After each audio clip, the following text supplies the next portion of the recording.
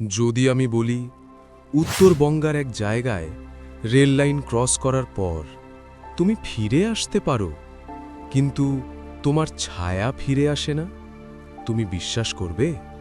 এই জায়গাটা কোনো ম্যাপে নেই, কোনো স্টেশনের নাম নেই, পুরনো রেল লাইন, চারপাশে ঘাস আর জঙ্গল, আর সন্ধে নামলেই একটা আজব নীরবতা। লোকাল লোকজন বলে ওই লাইন শুধু রেলের জন্য না, ওটা একটা বাউন্ডারি।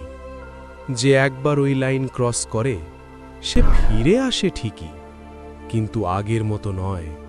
ওদের পায়ের নিচে দুপুরেও ছায়া পড়ে না। একদিন এক রেলওয়ে ওয়ার্কার রাতে ডিউটি শেষ করে ওই লাইন ক্রস করেছিল। সকালে সে বাড়ি ফিরে আসে, তার মা তাকিয়ে থাকে আর আস্তে করে বলে, তুই আমার ছেলে নয়, আমার ছেলের ছায়া ছিল। আজও ওই রেল লাইন আছে, ট্রেন চলে, লোকজনও চলে, কিন্তু উত্তরবঙ্গাতে একটা কথা আজও বলা হয়, লাইনের ওপারে গিয়ে শুধু বডি ফিরে আসে, ছায়া নয়।